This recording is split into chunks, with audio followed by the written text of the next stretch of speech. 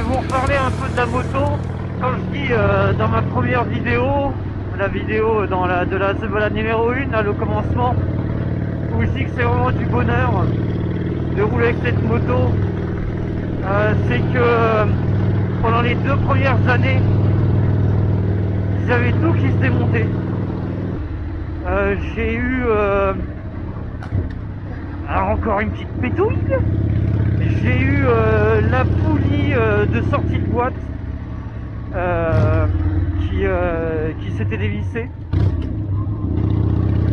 J'ai eu le volant magnétique qui s'était dévissé, hein, donc ici, hein. J'ai eu quoi? J'ai eu une des 2 suspensions à l'arrière, la vis qui s'est sectionnée. J'étais parti vers Bourgueil et quasiment arrivé à Bourgueil, donc il y a quoi? Il y a une petite heure de route de chez moi. Vis de suspension pétée, du coup j'étais plus que sur une seule suspension. Ah, ça a été une horreur. Il fallait que je fasse gaffe à toutes les bosses et tout. Et puis en plus c'était du temps où j'avais la plaque déportée, plaque d'immatriculation déportée, et du coup j'avais pas de plaque, j'avais pas de feu arrière, j'avais rien du tout, je faisais vraiment pas le fier. Donc là on est arrivé à Sainte-Maure. On est arrivé à Sainte-Maure. Et puis passez, voilà, je vais aller là-bas tranquillou. On va faire un petit tour dans Sainte-Maure. Qu'est-ce que j'ai eu? J'ai eu la selle, les vis de la selle qui se sont desserrées. Du coup, quasi à chaque fois, je rentrais chez moi, j'avais 3 heures de mécanique pour pouvoir la remettre d'aplomb. Si, j'ai eu des problèmes électriques. J'ai refait le faisceau électrique 2 fois. Des plombs qui ont sauté, mais je sais pas combien de fois, tout ça parce que dans le phare, la prise du phare en fait, qui avait du jeu et qui me faisait sauter le fusible. Qu'est-ce que j'ai eu d'autre au niveau électrique? Ah ben si, j'ai eu le câble de la batterie, le plus de la batterie qui a fondu sur le cylindre arrière parce que le câble, je l'avais pas fait passer au bon endroit, et du coup grosse fumée blanche, moteur qui se coupe, et là je me dis oh là là, c'est pas vrai, ça y est, j'ai serré tout ça, il y a je sais pas quoi qui s'est passé, le compteur qui s'allumait plus, et puis le moteur qui voulait plus démarrer. Et du coup, grâce à l'aide d'un gars qui a vu le truc se faire juste à côté de lui, il m'a poussé. Le moteur a réussi à redémarrer, mais alors, wow, c'était du grand n'importe quoi parce que j'avais des micro-coupures. Je pouvais pas rouler plus vite que 45. Il fallait surtout pas que je m'arrête parce qu'autrement le moteur allait se couper. Oh, c'était une manche. Pendant 2 ans, voilà, ça a été 30-40 km de balade et la panne qui tombe. Et encore ça va, j'ai eu de la chance parce que mes pannes m'ont permis, c'était pas des grosses pannes, elles m'ont permis de rentrer chez moi, quoi. Dans ma malchance, j'ai eu de la chance, quoi. Voilà pourquoi je dis que maintenant c'est que du bonheur de rouler avec la moto, parce que je rentre la moto chez moi, j'ai pas à y toucher, quoi. J'ai pas à y toucher. Et là maintenant, je prends du plaisir, un plaisir de rouler avec, mais vous pouvez pas savoir, quoi. C'est indescriptible. C'est joli ici, hein, parce que je pars à cheval, mais je passe dans des trucs qui sont sympas. Parce que quand même, hein, la première sortie que j'ai faite avec la moto, donc bien sûr, comme tout le monde, hein, dès qu'on achète la moto, la première chose qu'on a envie de faire, c'est d'aller faire un tour. Et c'est ce que j'ai fait. Et j'ai quand même eu mon sélecteur de vitesse qui s'est dévissé, la vis s'est barrée, donc je pouvais plus changer les vitesses. Donc j'étais en quatrième, je crois. Pour partir à un feu rouge, enfin, partir à l'arrêt en quatrième, je peux vous dire que ah, c'est sport, hein. Il y a intérêt de tenir le guidon.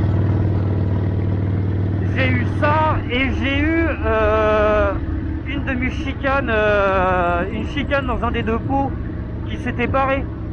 Je m'étais arrêté justement au feu en remarquant que ma tige de sélecteur, elle était tout en bas et s'était barrée.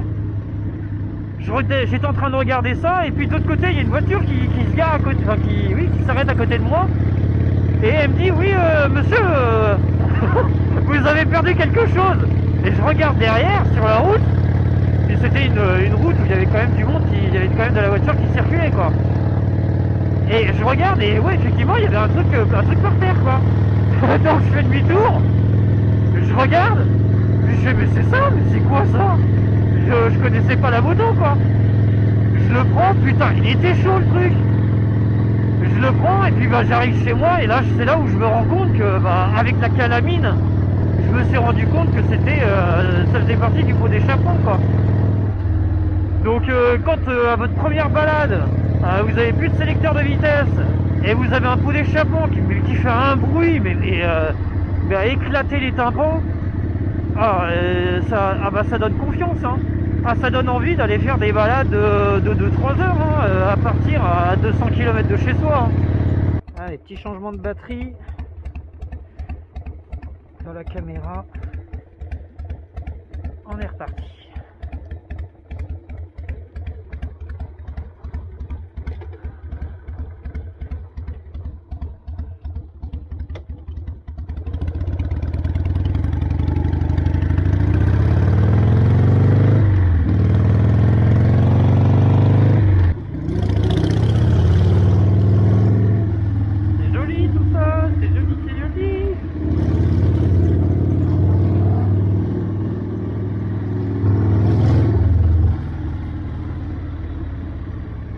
Vous avez remarqué, il n'y a pas de château hein. J'ai fait un effort hein.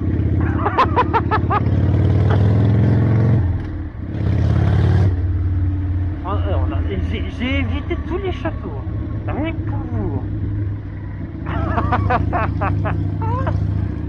Oh là là.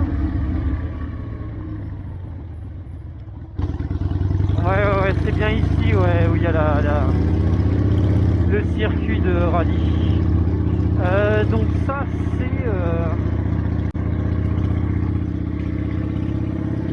l'Indre, je crois.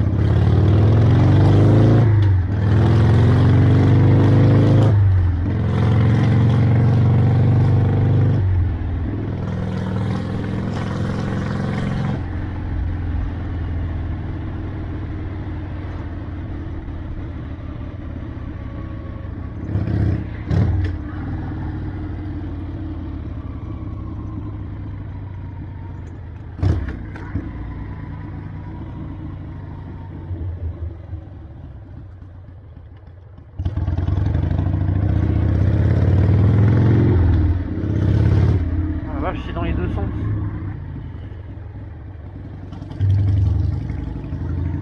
Et ça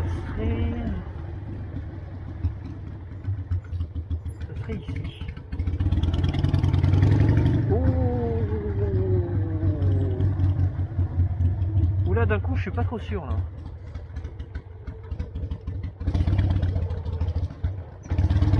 On va passer par là. J'ai peut-être été un petit peu trop loin.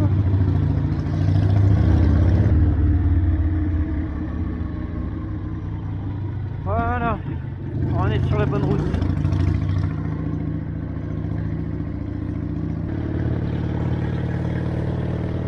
Voilà, donc tout ça c'est des coups de pêche en fait.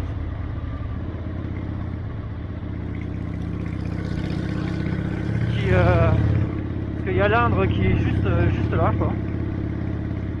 Voilà, là on voit mieux. Et ouais, c'est une petite route qui est sympa. encore une fois, il n'y a personne. Il n'y a personne et c'est joli. Toujours mieux que la route nationale toute droite et ennuyeuse.